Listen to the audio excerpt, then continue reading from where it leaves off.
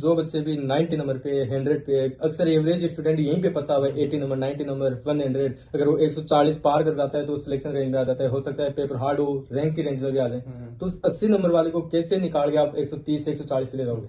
80-100 number वाला लड़का मतलब वो लड़का जिसका एनसीईआरटी का बेस क्लियर हो गया, लेकिन दोस्तों, अगर आपके भी फिजिक्स के अंदर नंबर नहीं आ रहे, आप भी 90 नंबर 80 नंबर 100 नंबर 110 नंबर तक ही आप अटके हुए हो, तो अगर आप में क्या कमी है, क्या कंसेप्ट की कमी है, या क्या आपने क्वेश्चन सोल्व नहीं किए, किस चीज की आप में कमी है, आज हर एक डाउट फिजिक्स का सोल्व करेंगे, ताकि आप भी लास्ट के 25 दिन में आप फिजिक्स पे काम करके आप टॉप कर सको, आप भी एम्स में आ सको। क्योंकि आज मैं जिस शख्स के साथ हूँ वो आज एम्स के अंदर है, जिसकी फिजिक्स में 180 बाई 180 नंबर आए थे। तो आज मैं कई क्वेश्चन तुमसे पूछूंगा युवराज कि कैसे तुमने 180 बाई 180 लाए थे।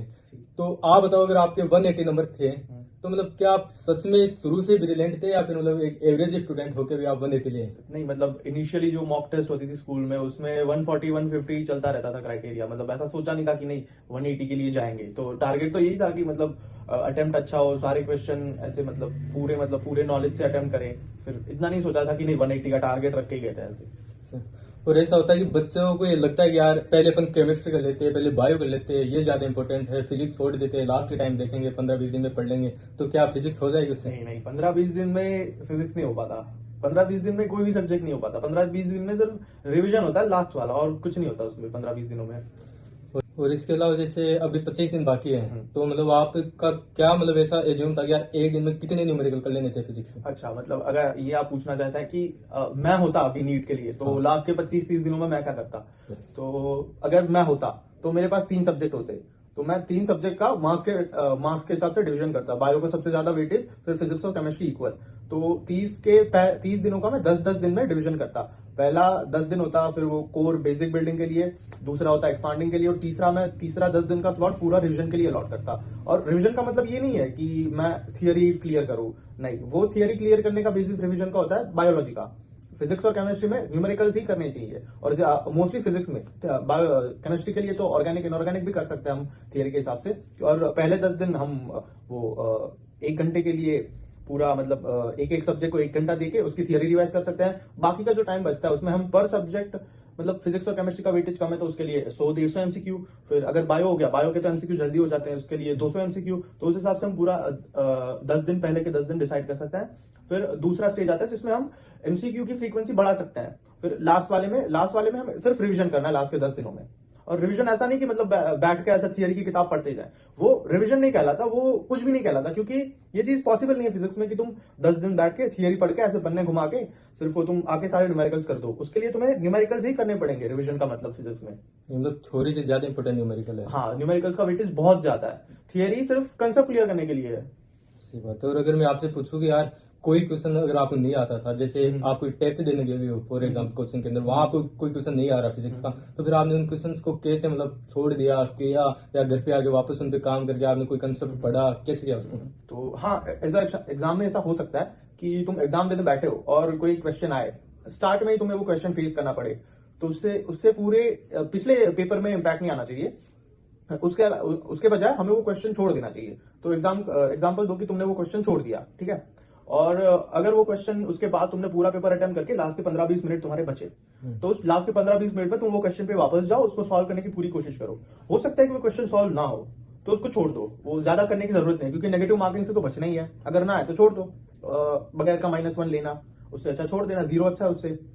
और घर जाके वो क्वेश्चन का सॉल्यूशन निकालो कि कौन सा कॉन्सेप्ट लगता है, कौन से बेसिस से ऊपर से वो सॉल्व होता है। और फिर वो ना आए तो फिर भी फैकल्टीज, प्रोफेसर, उन सब की हेल्प लो। और फिर लास्ट पे उसका अगर ना आए तो एक बार उसका पूरा थियरी रिवाइज कर लो उस क्वेश्चन के रिलेटेड। ओके। और अगर जैसे आप एग्जाम होने बैठे हो, जैसे आज आप नीट का पेपर दे रहे हो, और आपको कोई क्वेश्चन तो ऐसे होंगे जो आते ही नहीं, तो आप उसको मतलब छोड़ देना प्रेफर करोगे जो आता ही नहीं? हाँ, उसको उसको बेटर है कि उसको छोड़ दो। और कोई क्वेश्चन ऐसे होंगे कि जो आपको आता तो है लेकिन वो बड़ा क्वेश्चन है, 3-4 मिनट का टाइम लगेगा, तो उस टाइम आपको क्या करना है? तो वो तो डिपेंड करता है कि अगर वो आता है लेकिन वो टाइम कंज्यूमिंग क्वेश्चन है, तो वो टाइम तुम्हारा कौन सा कंज्यूम कर रहा है वो तुम्हें देखना है। और वो भी देखना है कि पिछला कौन सा पेपर तुम्हारा बचा है, कितना अमाउंट का पेपर तुम्हारा रिमेनिंग है। अगर तुम्हें इनिशियली तुम कर रहे हो तो मतलब स्टार्टिंग के आधे घंटे में तुम्हें वो सवाल दिख गया, तो बेटर रहेगा कि अगर तुम्हें पूरा सॉल्यूशन स्टेप बाय स्टेप याद है कि इस हिसाब से होता है ये, तो फिर कर दो। अगर तुम्हें एक दो स्टेप तुम्हें पता नहीं है तो छोड़ दो पूरा क्वेश्चन ही, उसको लास्ट में देख लेना, लास्ट के आराम से वो टाइम निकाल के फिर वो देख लेना। क्योंकि क्या हो सकता है कि तुम्हारा फिजिक्स का 3-4 मिनट का एक क्वेश्चन, मतलब बायो के वो 10-12 क्वेश्चन, तो एक सवाल और 10-12 सवाल, तो फिर वो 10-12 प्रेफर करना अच्छा रहेगा ना, तो एक को छोड़ दो। वही है कि अगर फिर भी लास्ट के टाइम मिल जाए तो लास्ट में देख लेंगे। अगर लास्ट में 5 मिनट 10 मिनट आपके पास बची तब उस सवाल को प्रेफर करना। नहीं कहीं ऐसा होगा कि उस एक सवाल को करने के चक्कर में आप 4 मिनट दे दोगे, फिर लास्ट में पता चलेगा कि आपके बायोलॉजी में आप 15 क्वेश्चन कर सकते थे और आपका टाइम कम होने की वजह से वो 15 क्वेश्चन आपके रह गए। तो उस एक 4 नंबर में कहा बायोलॉजी के 1540, 15 × 4 60 नंबर आपके रह गए। तो आप ये आपको एग्जाम हॉल में आपको करना पड़ेगा कि ये फेस्ट करूँ वो फेस्ट करूँ। तो मतलब वो 60 मार्क तो फिर वो 2-3 हजार रैंक हो जाती है, फिर वो 60 मार्क का नंबर। बहुत ज्यादा हो सकता है कि रैंक को सिलेक्शन पे ला दें, या हो सकता है सिलेक्शन से ही बाहर कर दें। हाँ। बहुत डिसाइड कर देते हैं। तो आप ये बताओ कि आप जब जैसे फिजिक्स पढ़ रहे हो और आप जैसे लास्ट के अभी 25 दिन बाकी है, तो मतलब क्या आपको मतलब ऐसा करना चाहिए कि पूरे जो भी फॉर्मूले फिजिक्स के वो सिर्फ एक पेज में लिख दो तो शायद अच्छा हो जाए? हाँ, मैंने यही किया था। बच्चे क्या गलती करते हैं कि बच्चे लास्ट के 30 दिनों में फॉर्मूला पढ़ते हैं, उनको पता चलता है कि ये फॉर्मूला आया कहाँ से, तो फिर वो डेरिवेशन करने बैठते हैं कि फॉर्मूला आया कहाँ से। उस पूरे डेरिवेशन में वो 1 घंटा निकाल देते हैं एक फॉर्मूला में।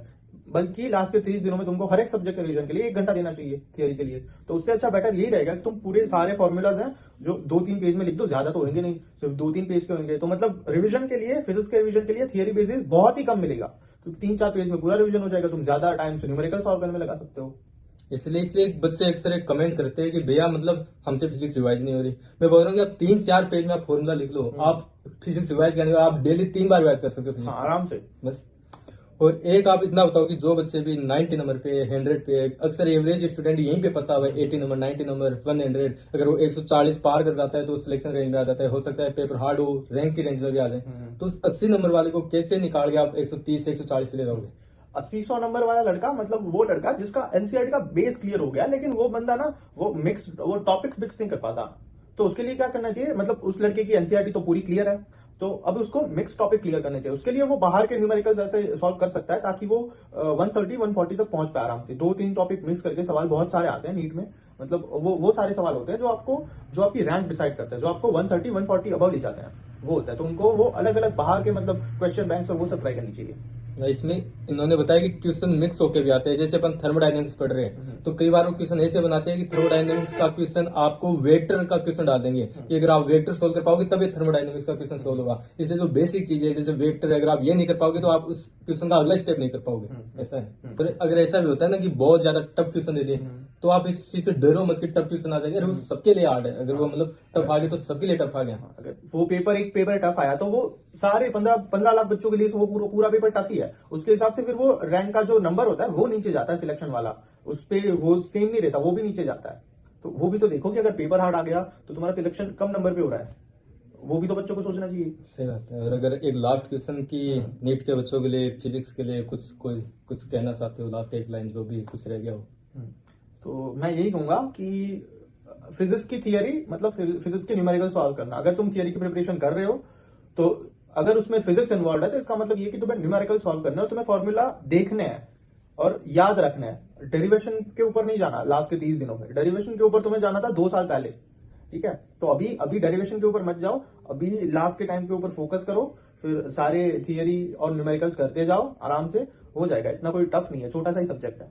और अगर जैसे भी 25 दिन है तो कौन से न्यूमेरिकल करने चाहिए? तो वो जो मतलब टेक्स्टों में आ रही है, वो जो मॉड्यूल्स में दे रखी है किताबों में, एक वो है जो PYQ आए हुए आज, तो कौन से वाले कर लेने चाहिए? बेस्ट यही रहेगा कि आप पिछले 5-7 साल के PYQ पहले कंप्लीट करो, फिर उसके हिसाब से तुम PYQ टॉपिक्स, PYQ कंसेप्ट जो होता है उसकी एक बार थियरी देख लो और उसके रिलेटेड न्यूमेरिकल्स करो। इस हिसाब से तुम्हारा 130-140 आराम पूरा कवर हो जाएगा। फिर आता है मिसलेनियस टॉपिक्स, वो अगर टाइम बचे तो उसके भी न्यूमेरिकल्स हम देख सकते हैं उस हिसाब से। ओके दोस्तों, अगर फिर भी आपको कोई डाउट है तो आप कमेंट कर सकते हैं। आपका हर एक कमेंट का रिप्लाई करने के लिए हम रेडी है। दिन और रात 3 बजे तक आपके साथ है। हो सकता है अगला पॉडकास्ट आप सबके साथ हो और आप भी अपने जो जूनियर्स रहेंगे फ्यूचर के लिए, आप भी उन्हीं के लिए बता रहे होंगे कि कैसे फिजिक्स में 180/180 आए। ठीक है दोस्तों, लगे रहो। Best of luck.